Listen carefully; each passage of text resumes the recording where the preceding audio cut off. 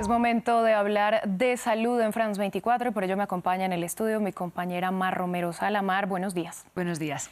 Vamos a hablar de un tema bastante complicado y es que el 10 de septiembre es el Día Internacional de la Prevención del Suicidio y llama la atención que las Américas sean la única región donde esto va en aumento.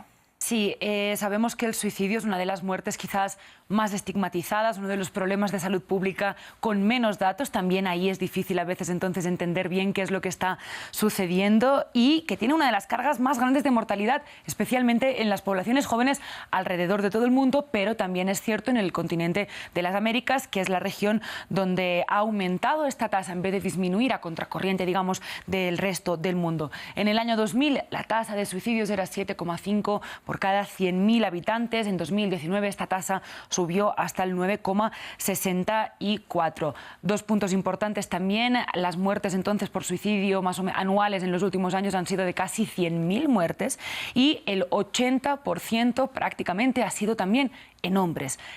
Afecta especialmente a la población masculina. Vamos a pasar esta tasa a un mapa para ver mejor los matices en la región, cómo funciona. En rojo veremos el 20% de los países con la tasa de suicidios más altas y en azul oscuro el 20% de los países más bajos, para que nos hagamos una idea y nos situemos en el gráfico. Hay tasas verdaderamente preocupantes. Hablamos, por ejemplo, de que en Guyana la tasa es de 40,3 suicidios por cada 100.000 habitantes. Básicamente cuadruplica la media en la región. También vemos en rojo Estados Unidos, Haití, Cuba, entre muchos otros países, y también es cierto países por debajo de la media, como por ejemplo México o Venezuela. Sin embargo, de nuevo, ¿no?, es difícil tener una fiabilidad completa en los datos porque es una de las muertes con más subregistro. Bueno, y los factores de riesgo alrededor del suicidio pues son muy diversos, sin duda. Dependen de muchos contextos sociales, culturales, económicos. De hecho, lo vemos también en el mapa, ¿no? Los países más afectados son muy diversos. Nada que tienen que ver Estados Unidos con Haití, por ejemplo. Se publicó a inicios de este año un estudio en The Lancet que trataba de profundizar en el porqué, en estos factores de riesgo en el suicidio en la región americana. Y básicamente lo que hicieron fue coger un factor de riesgo y si el otro se mantenía estable, ver si este subía o bajaba, si afectaba la tasa de suicidios o no. Elegimos los dos más destacados, tanto en hombres como en mujeres. En el caso de los hombres, básicamente era la prevalencia del uso de drogas intravenosas. Entonces, que obviamente no nos habla necesariamente de la persona que se suicidó era usuario de drogas, sino que en su entorno, el entorno social donde viviera, en la comunidad, país, ciudad, etcétera, hubiera una alta prevalencia de este uso de drogas. En las mujeres, el factor era la desigualdad en la escolarización. Cuanta más desigualdad en la escolarización, más tasa de suicidio había entre mujeres, pero además con una diferencia increíble. Subía un 10, casi un 11 puntos la tasa por cada 100.000 habitantes. Se disparaba prácticamente. Luego había otros factores pues también comunes, por ejemplo, el desempleo. En el caso de los hombres también la tasa de homicidios, los recursos en la salud pública también era un factor que influía y, por supuesto, también la densidad de la población. En entornos menos densos había una tasa de suicidios más alta, algo que nos llama la atención también o tendría que hacer dirigir la mirada hacia la salud mental en las poblaciones rurales del continente americano. En general, todos los factores de riesgo que se generen, que se asocien a estrés o aislamiento, como vemos entornos violentos, falta de escolarización, pero también situaciones de conflicto, de violencia y, por cierto, también en grupos que experimentan pues discriminación, como población LGBTIQ+,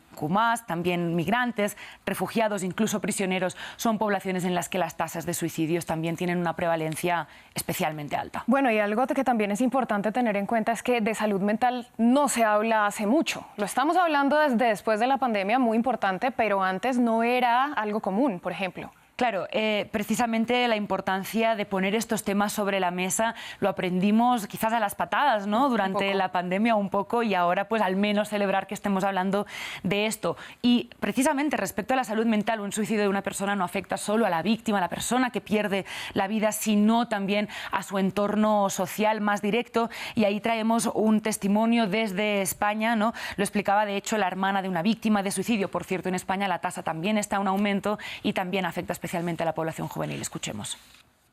Pues simplemente es como una bomba atómica que arrasa con absolutamente todo lo que conoces, arrasa con tu familia, arrasa contigo mismo. Siempre decimos que cuando se murió mi hermano fue como si nos hubiésemos muerto cada uno de nosotros con él. Mar, ¿qué estrategias hay para prevenir un suicidio? Pues lo primero lo estabas apuntando tú ya, que es hablar sin estigma, tratar de escuchar, tratar de hablar sin juicio también, y desde los medios de comunicación, por supuesto, con responsabilidad. También desde Madrid llegaba una recomendación, ¿no?, de una psicóloga. Entonces estamos en una sociedad que no habla en general de la muerte, y la salud mental hasta ahora también ha tenido un gran estigma social.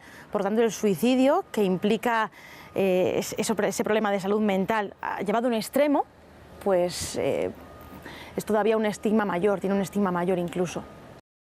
También hablamos de, por supuesto, limitar el acceso a los medios que sirvan para el suicidio, pero esa no puede ser la única medida, ¿no? Por supuesto, desde las personas que hablamos de esto tenemos que abandonar algunas ideas preconcebidas, como por ejemplo que el suicidio sea un intento de chantaje o de llamar la atención, ¿no? Normalmente será un llamado para pedir ayuda. Y ahí también está, por supuesto, la necesidad de tener acceso a ayuda profesional. Busquemos ayuda profesional cuando nos encontremos en estas situaciones, pero de eso también depende tener un sistema de salud que pueda ayudar, y por supuesto también estos factores sociales que estábamos apuntando, ¿no? Las discriminaciones, los entornos violentos, la escolarización de las mujeres, como vemos. Estos son cosas que como sociedad, y que quizás no pensamos que estén tan directamente relacionadas con la salud, pero sí lo están. Este es un ejemplo. Entonces, pues será un buen fin de semana y un domingo, el día 10, para recordar, ¿no?, que tenemos que trabajar para seguir avanzando en esta prevención. Mari, sin duda también una red de apoyo, ¿no? Tener estos espacios seguros donde, como usted lo decía, no se juzgue, porque nos puede pasar en cualquier momento a cualquiera de nosotros. A cualquiera de nosotros, por lo tanto, sí, cultivar también estas redes de apoyo entre todos y dárnoslas también sin tanto prejuicio. Pues Mara, a usted muchas gracias por esta ampliación. Gracias a ti.